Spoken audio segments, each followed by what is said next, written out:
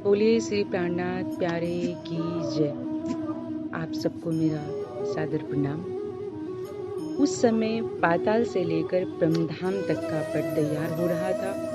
श्री प्राणनाथ जी लिखवा रहे थे तथा मुकुंदास जी उस कार्य में आगेवान थे। कुछ पठान मिलकर श्री जी का दर्शन करने आए। उनसे श्री जी की वार्ता होने लगी। पठानों ने कहा, यदि आप रसूल अल्लाह मोहम्मद साहिब का कलमा सुना देंगे तो हम भी आपके साथ हो जाएंगे। इस समय श्री जी के चेहरे पर जिब्रील का असर दिखने लगा। मैं बोले, इस तरह की बातें कहने पर मुझे बहुत अफसोस है। भला मेरे मोहम्मद साहिब के बीच दूसरा कौन हो सकता है। इस अव्वल खान के ऊपर जिब्राइल का जोश देखकर पठान डर गए। वहां से जाने का बहाना लेकर वे घर चले गए, लेकिन वहां पर निंदा करने लगे कि हिंदू वैरागियों का एक दल आया है जिनका मुखिया स्वयं को इमाम मोहम्मद मेहदी कहता है। ये लोग मुसलमानों को बहकाकर अपने दल में शामिल करने जा रहे हैं। एक दिन राणा राज सिंह जी भी प्राणनाथ जी का दर्शन करने आ गए। वह दूर से दर्शन करने लगे। उन्होंने अपना मुंह छिपा रखा था। उस समय सुंदर साथ रास की वाणी गाते हुए रास की रामतें कर रहे थे। राणा को अच्छा तो बहुत लगा, लेकिन उनको पंडितों ने बहका रखा था, इसलिए वे श्री जी के चरणों में नहीं आ सके। गंगा का स्वच्छ धारा का रसपान तो भाग्यशाली ही करते हैं। बहुत से बदनसीब ऐसे भी होते हैं जो गंगा के किनारे रहकर भी प्यास से तड़पते रहते हैं। राज राणा सिंह भी ऐसे ही भाग्यहीन थे। राणा के दिल में पंडितों ने शक भर रखा था, जबकि मुसलमान होते हुए अव्वल खान श्री जी पर पूर्ण आस्था रखते थे। राणा हमेशा उनसे हंसी मजाक करते थे कि तुम्हारा ईमान तो सबसे ऊंचा है, जो एक हिंदू वैरागी को तुम अल्लाह ताला का स्वरूप मानते हो। ताल से अब श्री जी उदयपुर नगर में आ गए। वहां चारों ओर से सुंदरता पहुंचने लगे। सूरत से गोवर्धन भट्ट जी भी आ गए। उस समय औरंगजेब ने उदयपुर पर चढ़ाई कर दी। उसकी फौज ने अजमेर में आकर डेरा डाल दिया। उसने मथुराई नामक दूत को राणा के पास भेजा। मथुरिया ने राजा के पुरोहित गरीबदास को अपनी ओर मिला लिया।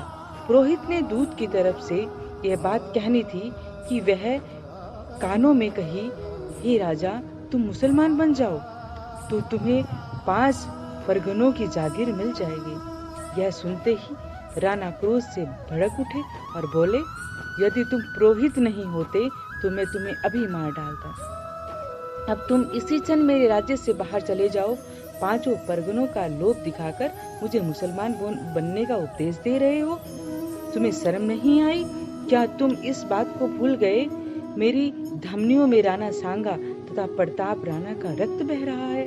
फिर दूत की ओर संकेत करते हुए राणा ने कहा, इस तरह की बात सुनाने वाले इस दूत को भी धक्के मारकर बाहर निकाल दो। रे दूत, जाकर अपने बादशाह से कहना कि राजपूत की तलवारें युद्ध क्षेत्र में तुम्हारी प्रतीक्षा कर रही हैं। दूत के चले जाने के बाद यह निश्चित ही हो गया कि अब युद्ध अवश्य होगा। उदयपुर में युद्ध तथा प्रजा के बचाव की तैयारी जोर शोर से होने लगी। श्री जी ने राणा सिंह के पास अपना संदेश कहलवाया, तुम औरंगजेब की फौज को यहाँ आने दो, मैं स्वयं तुमसे सारी बात करूंगा। जो स्वयं इस्लाम का सच्चा राही नहीं है, उसे दूसरे को जबरन इस्लाम स्वीकार करने का कोई अधिकार नहीं है। तुम किसी भी प्रकार से परेशान मत होना। राणा राज सिंह का उत्तर था, मेरा छोटा सा राज्य है, बादशाह की सेना बहुत बड़ी है, धर्म संबंधी वार्ता करने में काफी समय लगता है। हम उतने समय तक सेना सारा खर्च का वहन नहीं कर सकते। दरबार में उस समय राज पंडित बैठे थे। वे शास्त्र में अपनी हार को अभी तक भुला नहीं पाए थे। उन्हें अपनी ईर्ष्या की अग्नि को बुझाने का अच्छा अवसर मिला। आग में घी डालते हुए उन्होंने कहा, राणा, हमने आपसे पहले ही कहा था कि इन लोगों का मुख देखना भी पाप है। इसकी असलियत सबसे सामने आ गई है। इसे अपने राज्य से बाहर निकलवाने के सिवा अन्य कोई चारा नहीं है। कुछ लोगों ने तो यह भी कहा कि इन्हें लूट लेना चाहिए। राणा सब सुनते रहे लेकिन कुछ नहीं बोले। राणा भीमसेन के पास बैठे थे। उन्होंने कहा, अपने राज्य में यदि हिंदू वैरागी लुट जाएंगे तो हमारी बहुत बदनामी होगी। राजा ने कोतवाल के माध्यम से कहलवाया कि हे संत जनों, बादशाह का आक्रमण होने वाला है, हमें आपकी सुरक्षा की चिंता है।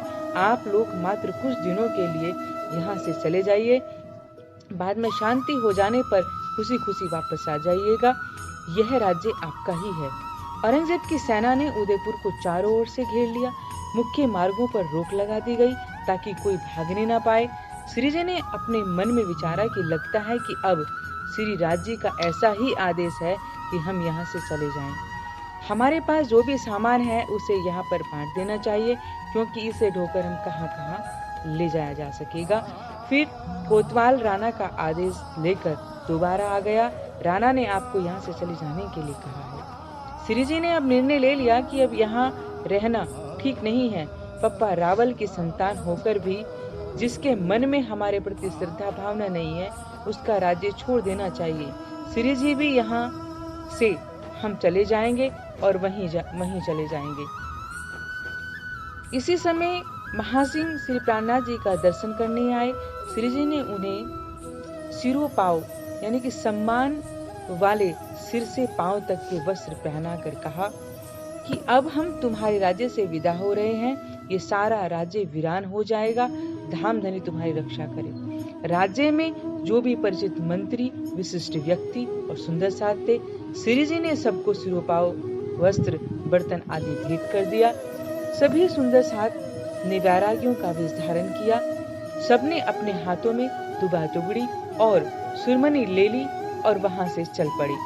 श्रीजी के साथ सुंदर साथ जी की एक बहुत बड़ी जमात थी। उनके बच्चे थे, युवा थे, महिलाएं थी और कुछ अधेड़ अवस्था वाले भी थे। सबने विरक्तों का वेश धारण कर रखा था। सबके हृदय में एक ही प्यास थी, प्रियतम पार ब्रह्म को पाने की। इस नश्वर संसार में श्रीजी को इस स्वरूप में पाकर सबने अपने घर द्वार सगे संबंधियों को छोड़ दिया था। इसके लिए श्री प्राणनाथ जी के चरण ही एकमात्र आधार थे। वृक्षों के नीचे शयन था और सुंदर साथ ही सगे संबंधी थे। श्रीजी का मुखारबिंद पूर्णमासी के चंद्रमा के समान सुशोभित हो रहा था। उन्होंने सिर के ऊपर गोटा और कर्णढकी पहन रखी थी। माथे पर तिलक था, गले में मालाएं भी थी, हाथ में तुम्बा, कंधे पर लटकती हुई दुबड़ी और पैरों में खड़ाऊ सुशोभित थी। उन्होंने आदि धोती को पहनकर आदि को ओढ़ लिया था। श्रीजी की यह अलौकिक शोभा थी। श्री बाई जी सहित अन्य महिलाएं सुंदर साथ जी ने भी फकीरी वेश धारण कर रखा था। उदयपुर से रामपुरा के बीच में पूरनमल चारण का गांव था। वहां सुंदर साथ ने ईंटें बनवाकर हवेली खड़ी कर दी। उसमें सभी निवास करने लगे। उनकी बूढ़ी माता सब सुंदर साथ की सेवा में तल्लीन थी। श्री प्राणनाथ जी के अलौकिक तेज से वह बहुत ज्यादा प्रभावित हो गई थी। राजा के भाई बेरीसाल के मन में पाप आ गया कि यदि इन वैरागियों को लूट लूं तो मुझे काफी धन मिल जाएगा। बेरीसाल के मन का पाप देखकर सुंदर साथ ने पूर्णमल चारण के घर सारी बात बताई। तब चारण की बूढ़ी माता अकेले ही बेरीसाल से लड़ने के लिए तैयार हो गई। उसने गरजते हुए कहा, इन महात्माओं की तरफ जो भी बुरी नजर से देखेगा मैं उसे गधे की तरह मारूंगी। ये लोग मेरे अतिथि हैं। इनकी रक्षा में यदि मैं मर भी जाऊं तो भी मारने वालों को हत्या का महापाप लगेगा। मेरे जीवित रहते हुए कोई भी इन पर बुरी नजर नहीं डाल सकता है। यह सुनकर बेरीसाल का मुख काला पड़ गया। उसने वहां से चुपचाप वापस चले जाना ही उचित समझा। उस हवेली को छोड़कर श्रीजी सहित सब सुंदर साथ मंदसौर आए। वहां हर प्रसाद के घर पर ठहर गए। उस समय मंदसौर के चारों ओर शाही सेना पड़ाव डाली थी। सुंदर साथ वहां पर सनंद की वाणी का गायन करने लगे, जिससे सुनने के लिए कुछ लोग आने लगे। इस सुनने वाले में दौलत खान, पठान खान, शेर खान, कोहटी और कई अन्य पठानों ने भी तारतम्य ज्ञान ग्रहण किया। जब बिना मोहम्मद की एक सनंद पढ़ी गई तो दौलत खान पठान को इस कदर जोश आया कि वे बारंबार उनके मुख से यही शब्द निकलते। औरंगजेब के आक्रमण से उदयपुर की वीरानी छा गई थी।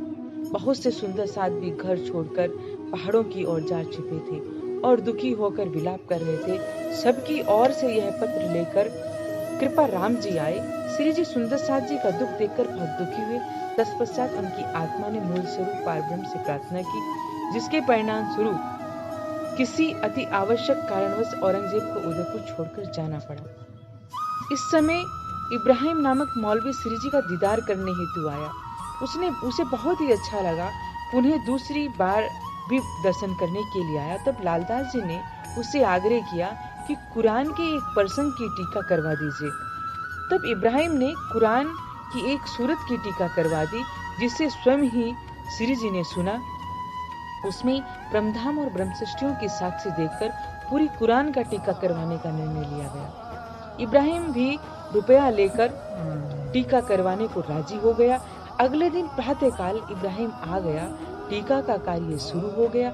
सबसे पहले 16वें पारे की टीका प्रारंभ हुई। उसे देखकर श्री जी बहुत खुश हुए।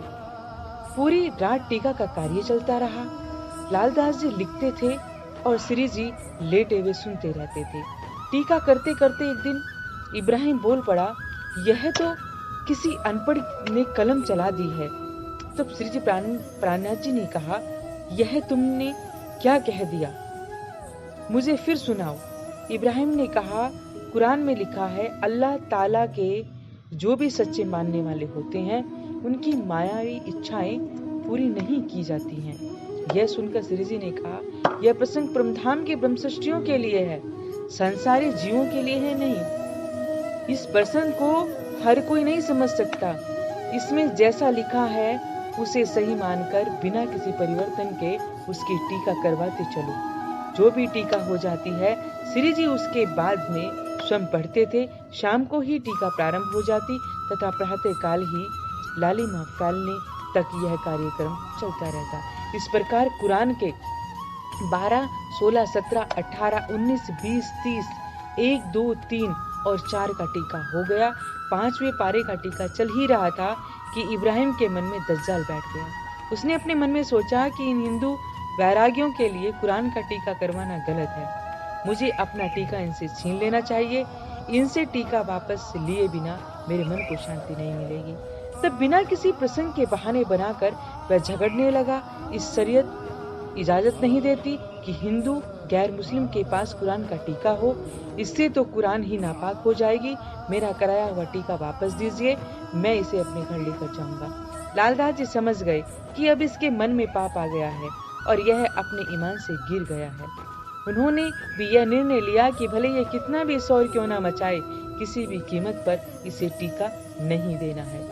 इनकी नोक-झोंक देखकर श्री जी बोले, टीका तो तुम्हें नहीं मिलेगी, चाहो तो तुम कुछ भी कर लो। मोहम्मद खान पठान ने जब यह बात सुनी तो दौड़ा दौड़ा श्री जी के चरणों में आया। उनकी आत्मा श्री प्राणनाथ जी के प्रति पूरी तरह समर्पित थी।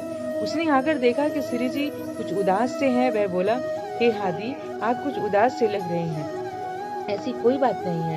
इब्राहिम धमकी दे गया है कि यदि आप लोग टीका वापस नहीं देते हैं तो मैं फौज द्वारा गिरफ्तार करवा दूंगा। उस नाचीज की ये हिम्मत, मैं इसी मंदसौर के बीच उस जहल का सिर फोड़ दूंगा। यह कहते हुए मोहम्मद खान पठान ने अपने कंधे पर एक बड़ा सा लठ लिया और इब्राहिम के घर जा पहुंचा। इब्राहिम को गाली देते हुए उसने उसकी पत्नी से पूछा, कहाँ है इब्राहिम? उसकी पत्नी ने कहा, वे तो निकाह पढ़ने गए हैं। उसका पता लेकर मोहम्मद खान वहीं पहुंच गया। जाते ही कटु शब्दों में इब्राहिम को आवाज दी। इब्राहिम बाहर आया और बोला, आप मेरे ऊपर इतने नाराज क्यों हैं? मैं तो आपका गुलाम हूँ। आप जो भी आदेश देते हैं मैं उसका जरूर पालन करूंगा। मोहम्मद खान ने कहा कि तूने मेरी हादी का दिल दुखाया है। पहले तो तूने मुझसे कहा था कि ये मेरे सम्मानीय हैं, मैं तो इनका गुलाम हूँ। क्या अब उन बातों को भूल गए हो? रसूल अल्लाह मोहम्मद साहिब की कसम, मैं तुम्हें मार डालूंगा। थर थर कांपता हुआ इब्राहिम मोहम्मद खान के चरणों में गिर पड़ा। गिड़गिड़ाते हुए बोला, मेरी जान बख्श दो, मैं दोबारा इस तरह का गुनाह नहीं करूंगा। मोहम्मद खान ने कहा कि यदि तुम जिंदगी चाहते हो तो श्री जी के चरणों में जाकर माफी मांग लो। जब तक प्रत्येक सुंदर साथ क्षमा नहीं करेगा तब तक तुम ये बात नहीं सोचना कि तुम्हारी जिंदगी बख्श दी जाएगी। प्रातःकाल इब्राहिम दूड़ा दूड़ा श्री जी के चरणों में आया और वहां जाकर उनके चरणों में अपने सर को रख दिया। बहुत कहने पर भी सर को नहीं उठाया। नूर मोहम्मद भी वहीं पर था। उसने रोज भरे स्वर में कहा, उठ खड़ा हो जरा मुर्दार, मन में तो आ रहा है कि मैं तुम्हारे पेट में कटारी मारकर तुम्हें खत्म कर दूं, लेकिन मैं मजबूर हूँ ऐसा करने के लिए, आदि का हुक्म नहीं है, नहीं तो इतना दुर्व्यवहार करने के बाद तू जिंदा नहीं रह सकता था।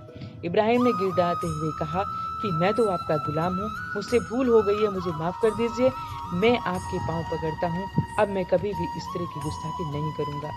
वह नूर मोहम्मद के पांव पकड़े जाने के बाद एक एक कर सभी सुंदर साथ ने पांव पकड़े।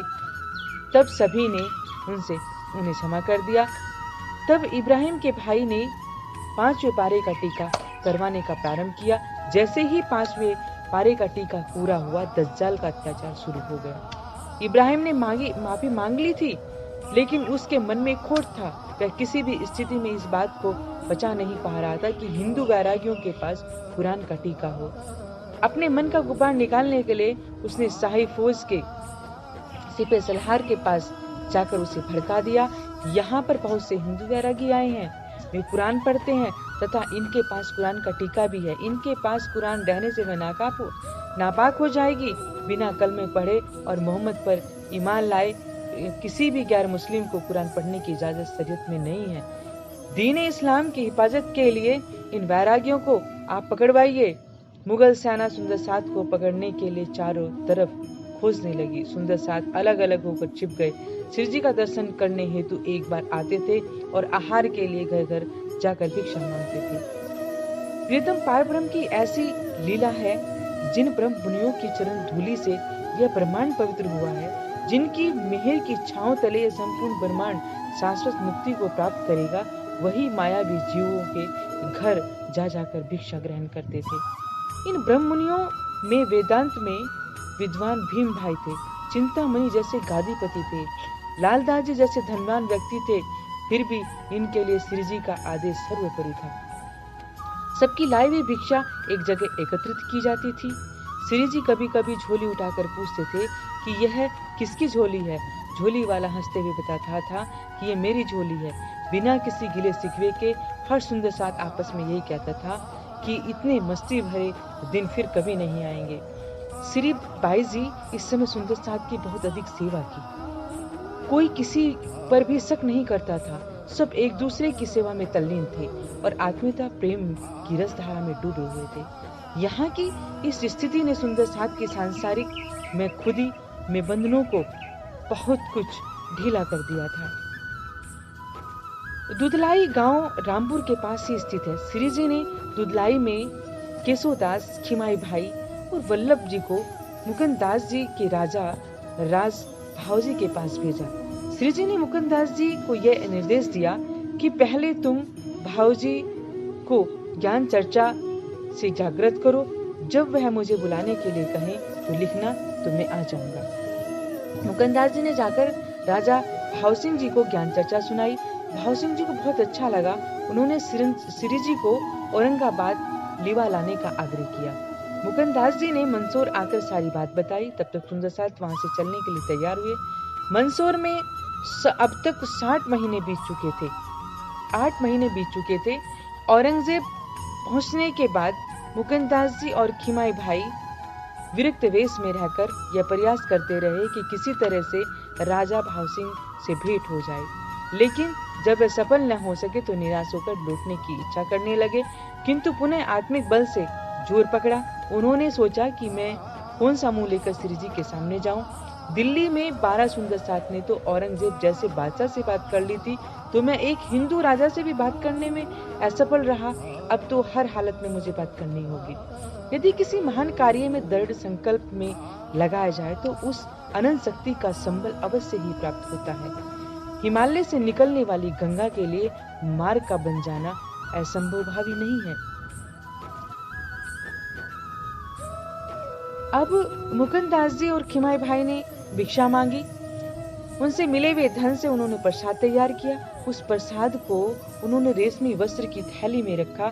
साथ ही उसमें वेदांत और भागवत के कुछ प्रश्न भी डाल दिए। प्रसाद देने के लिए वे राजमहल में गए तथा राजा भाव सिंह से भेंट करके आए। राजा ने गुरु महंत रामदास के मुकुंद दास को बाजार में घूमते देख लिया। बस फिर क्या था, रामदास ने मुकुंद दास जी के ऊपर डंडे बरसाने शुरू कर दिए। मारते मारते मुकुंद दास जी को नाले के पार पहुंचा आया और हिदायत दी कि यदि तुम औरंगाबाद में रहोगे तथा भाव सिंह को भटकाओगे तो इससे बुरा कुछ नहीं होगा, मैं तुम्हें मार डालूंगा। यह कैसा जगत है जिसमें आध्यात्म के क्षेत्र में एक उपदेशक दूसरे उपदेशक को ईर्ष्यावश डंडों से मारता है।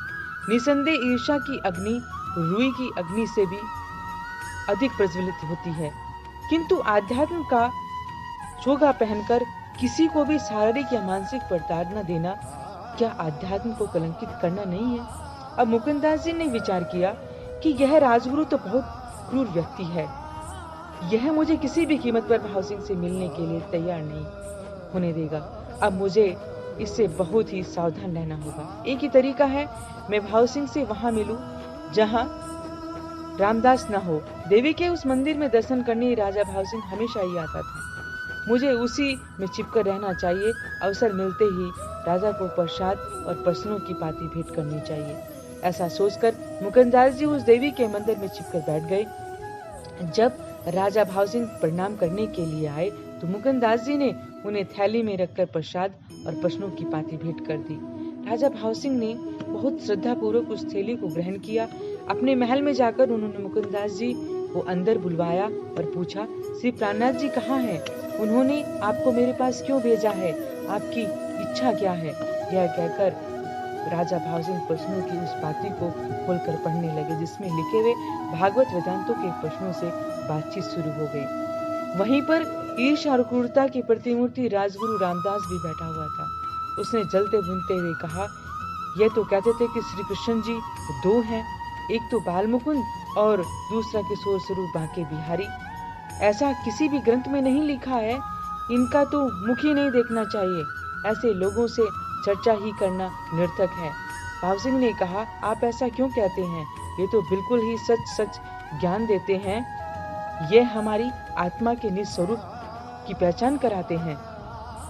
भाव सिंह की तेज आंखों ने यह पहचान लिया था कि राजगुरु रामदास के मन में मुकुंददास जी के प्रति शत्रुता के भाव हैं। फिर भी उन्होंने शालीनता बरतते हुए कहा कि मुकुंददास जी को मेरी हवेली के पास ही रहने की जगह दे दी जाए। अपने हृदय में कटुता को दबाकर बनावटी सने दिखाने का प्रयास करते हुए रामदास बोला, मैं अपने घर ले जाकर इनकी सेवा करना चाहता हूँ। यह सुनते ही मुकुंददास जी के शरीर में सिरंजी दौड़ गई। वे तुरंत बोल पड़े, नहीं नहीं महाराज, मुझे इनके घर भूलकर भी नहीं भेजिए। यह देखिए मेरी पीठ। यह कहते हुए मुकुंददास जी ने अपना वस्त्र उतारा। अपनी पीठ पर डंडों के निशान अभी भी साफ साफ नजर आ रहे थे। उसे देखकर राजा भाव सिंह बहुत दुखी हो गए। उन्होंने राजगुरु रामदास को गाली देकर धक्का देते हुए बोले, जो भी साधु संत मेरे यहाँ आते हैं तुम उनके साथ ऐसा दुर्व्यवहार करते हो, अभी मेरे महल से तुम बाहर निकल जाओ। इसके पश्चात भाव सिंह ने मुकुंददास जी से कहा, हे महात्मन, आपको यहाँ से कोई कष्ट नहीं होगा, उसके लिए मैं क्षमा चाहता हूँ। आपके राज्य में मेरा स्वागत है। मुकुंददास जी बोले, मुझे अब किसी से कोई भी शिकायत नहीं है। राजा ने गंभीर वाणी से पंडितों को संबोधित करते हुए कहा, ये मेरा सौभाग्य है, हमारे राज्य में महान संत और मुकुंददास जी आए हुए हैं। इनके कुछ प्रश्न हैं जो भागवत और वेदांत से संबंधित हैं। मैं उन प्रश्नों को आप लोगों से पूछता हूँ और आशा करता हूँ कि आप लोग उन प्रश्नों का यथोचित उत्तर भी देंगे।